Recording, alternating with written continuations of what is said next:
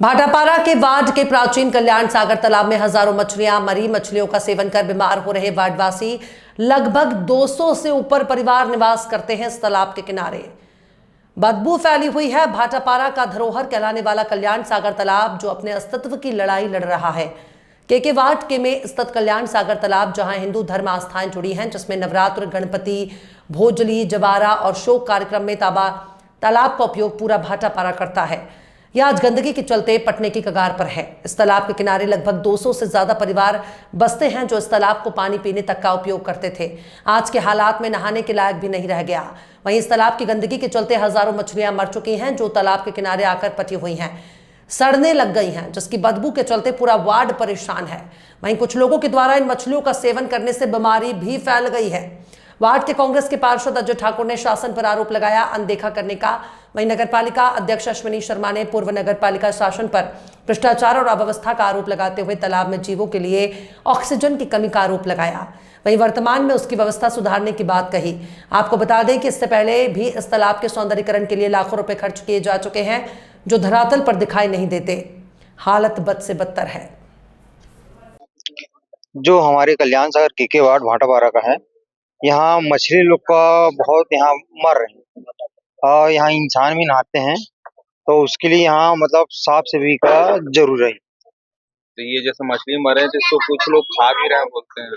नहीं, अब खाते भी हैं इसको भी, लेकिन यहाँ साफ सफाई भी जरूरी है। अभी की जो मछली खाएंगे तो बीमारी फैलेगी। इसमें बीमारी फैलेगी ही भाई, जो मर रहा है उसको खाए तो बीमारी फैलेगी ही इसमें। 2 दिन पहले इस विषय में मेरे को भी वार्ड से फोन आया था। मैंने जाके मौके का निरीक्षण किया था, तो वहां पे जाके ये पता चला कि इस बार जो भीषण गर्मी पड़ रही है, गर्मी की वजह से पानी सूखा है और तालाब में ऑक्सीजन की कमी हुई है। ऑक्सीजन की कमी की वजह से मछलियां मरी है। नगर पालिका की तरफ से जो भी संभव प्रयास हो सकता था वो प्रयास चालू किया गया है।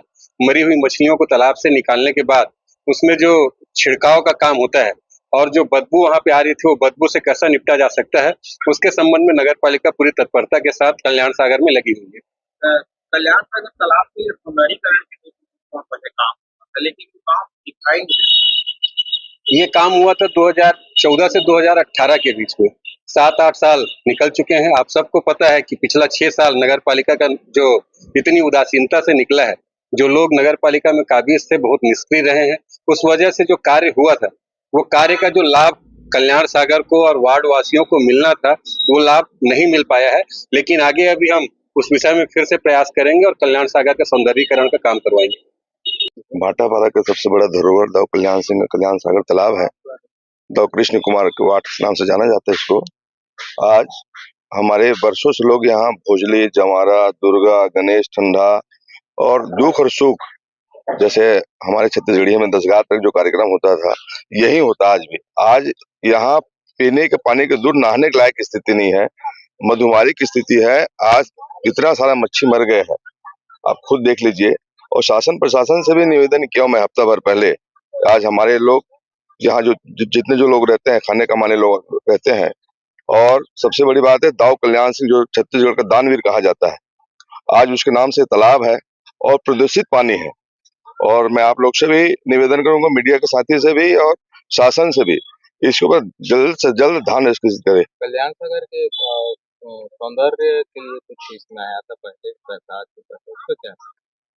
इसके पूर्व में 10 साल पहले बताते हैं कि यहाँ पर सौंदर्यीकरण हुआ है, लेकिन देख कर ऐसे प्रतीक नहीं होता यहाँ पर कुछ सौंदर्यीकरण हुआ। सिर्फ एक दीवार चारों तरफ खड़ा किया है और अंदर के मलबा मुझे नहीं लगता साफ किया होगा। यहाँ ड्रेनेज सिस्टम की बहुत जरूरी है, नाली की बहुत जरूरी है, यहाँ निकासी की बिल्कुल नहीं है तालाब में। तो इसके लिए क्या है आगे तो कुछ करें आपके पार्षद? नहीं, मैं एक पार्षद होने के नाते अपने पियासी और माननीय अध्यक्ष जी को एक आवेदन किया हूँ तालाब के सौंदर्यीकरण के लिए।